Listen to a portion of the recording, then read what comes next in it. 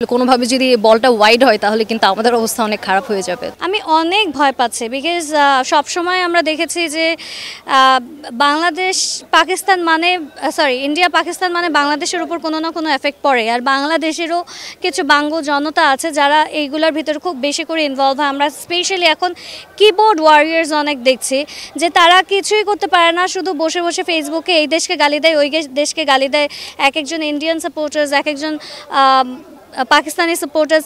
But I think who are we to support? আমাদের সবসময় মানুষ হিসাবে কোনো রকম কোনো যুদ্ধকে সাপোর্ট করা ঠিক না। আমরা সবসময় চাইবো শান্তি।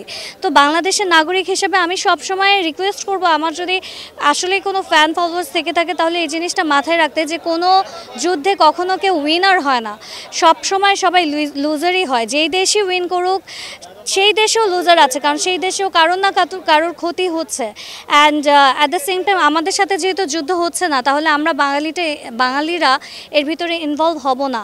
সো আই থিঙ্ক আমাদের এই জিনিসটা নিয়ে আরও সতর্ক হওয়া উচিত। আর আমি খুবই ভয় আছি যে আমাদের দেশেও এই জিনিসটা কোনো একটা সময় খুব বড় একটা হ্যাম্পার পড়তে পারে। So I am afraid about it.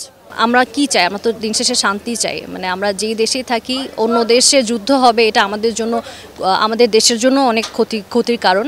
আমাদের ইকোনমির অবস্থা খুব খারাপ হয়ে যাবে, কারণ সব দেশের সাথেই আমাদের ইকোনমির একটা কানেকশন থাকে। তো এটার জন্য অন্য দেশে যুদ্ধ হলেও এটা আসলে আমাদের জন্য অনেক লস, সব কিছু মিলিয়ে। তো আর আমরা শান্তিপূর্ণভাবে থাকতে চাই, আর আমরা চাই যে কোনো বিশৃঙ্খলতা না হোক, কোনো যুদ্ধ না হোক, সব দেশে সব কিছুই সুশৃঙ্খলভাবে চলুক, সব দেশে সব কিছু ভালোভাবে চলুক, এটাই আমাদের কামনা। আর আমরা চাই না যে আসলে আমাদের সাথে কোনো দেশের যদি আসলে কোনো খারাপ সম্পর্ক থাকে, তারপরেও আমরা চাই না যে কোনো যুদ্ধ হোক, কারণ যুদ্ধ কোনো কিছুরই সলিউশন না সোফার।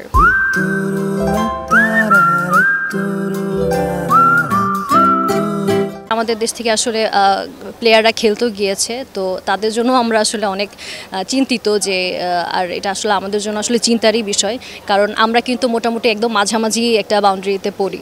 তো একটা পোস্ট দেখলাম যে বলছে যে আসলে কোনোভাবে যদি বলটা ওয়াইড হয় তাহলে কিন্তু আমাদের অবস্থা অনেক খারাপ হয়ে যাবে। তো সেখানে আমরা আসলে চাই না কোনো দেশেই যুদ্ধ লাগুক, কোনো দেশেই কোনো ক্ষতি হোক। কিছুদিন আগে আমাদের যেমন ফিলিস্তিনিতে অনেক যুদ্ধ হলো, অনেক মানুষই মারা গেল। সো খুবই খারাপ লাগে এখন যখন আবার শুনলাম ইন্ডিয়াতে হচ্ছে পাকিস্তানের সাথে।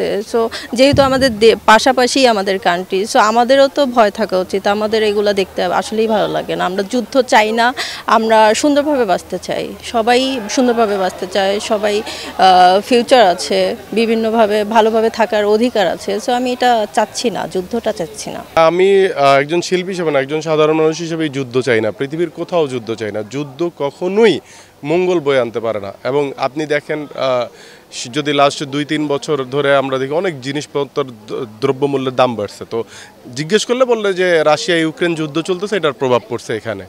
আর ভারত পাকিস্তান তো আমাদের একেবারেই প্রতিবেশী। সো তারা যখন যুদ্ধে লিপ্ত হবে, আল্লাহ মাফ করুক, যদি হয় এরকম কিছু, সেটার প্রভাব নিশ্চয়ই আমাদের উপরে পড়বে। এটা যে যতই বলুক যে পড়বে না, আসলেই পড়বে, এটা আমার মনে হয় আর কি, সাধারণ জ্ঞানে। সো আমি যুদ্ধ চাই না, কোনো দেশের মধ্যে চাই না একটা প্রাণ যুদ্ধে মারা যাক সেটা না। আমি আজকে সকালে দেখতেছিলাম যে সম্ভবত পাকিস্তানের যুদ্ধে যা করছে, নিরীহ মানুষ মারা গেছে, সেখানে জানাজা হচ্ছে। সো নিশ্চয়ই পাকিস্তানও চাইবে না যে তারাও এটার প্রতিশোধ দিতে চাইবে। তো এর রেজাল্ট তো ভালো না, আলটিমেটলি খারাপ হবে।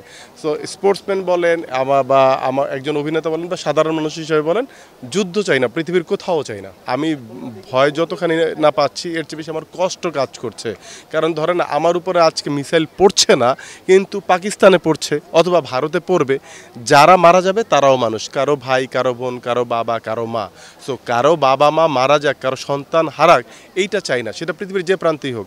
আমি যতখানি না ভীত, তার চেয়ে বেশি আমার কষ্ট লাগছে বেশি।